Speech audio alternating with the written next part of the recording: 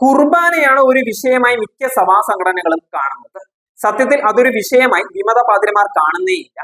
കുർബാന വിഷയം ഉയർത്തിപ്പിടിച്ച് അവർ മറച്ചു പിടിക്കുന്ന കാര്യങ്ങളാണ് നമ്മൾ അഡ്രസ്സ് ചെയ്യുന്നത്. കുർബാന ഒരു വിഷയമാക്കിയത് അൽമായനെ മുന്നിൽ നിർത്താൻ വേണ്ടി മാത്രമാണ്. വിമതരുടെ അഴിമതിക്കും അടിച്ചുമാറ്റലിനും ദൂർത്തിനും തടയിട്ടതാണ് മാർ ആലഞ്ചേരി പിതാവിനെതിരെ ഇവർ തിരിയാൻ ഇടയായതും കാര്യങ്ങൾ ഇവിടം വരെ എത്തിയതും. ആലഞ്ചേരി പിതാവ് ബലിയാടാവേണ്ടി വന്നതും സാമ്പത്തികവും അധികാരപരവും തുടങ്ങി അവർ മറച്ചു പിടിക്കുന്ന കാര്യങ്ങൾ അവർക്ക് അനുകൂലമായാൽ വട്ടോളി പറഞ്ഞതുപോലെ ശീർഷാസന കുർബാനയ്ക്കും അവർ റെഡിയാണ്. അതുകൊണ്ട് സഭയിലെ അൽമായ പങ്കാളിത്തം വീണ്ടെടുക്കാനും പുരോഹിതരെ പൗരോഹിത്യ വൃത്തിയിലേക്ക് തിരിച്ചുവിടുവാനും സഭാമക്കൾ മുന്നോട്ട് വരണം. ഏകീകൃത കുർബാന എന്നതല്ല മുഖ്യമായ വിഷയം. അത് കാലാകാലങ്ങളായി സഭയിൽ അൽമായരെ ചവിട്ടി ഒതുക്കിയതിന്റെ ചെറിയൊരു ബൈ പ്രോഡക്റ്റ് മാത്രമാണ്. ഏകീകൃത രീതിയിലുള്ള വിശുദ്ധ കുർബാനയെ എറണാകുളത്തെ വിശ്വാസികൾ നെഞ്ചിലേറ്റുന്ന കാഴ്ചയാണ് ഇപ്പോൾ കാണുന്നത്.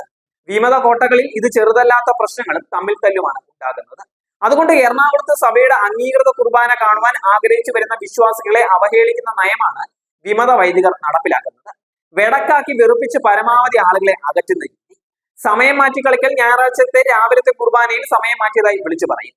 ഇതൊന്നും അറിയാതെ ഉച്ചയുറക്കം കളഞ്ഞ് 3:30 വരുമ്പോൾ പറയും വൈകിട്ട് 6 വരുവാൻ. എങ്ങനെയുണ്ട്?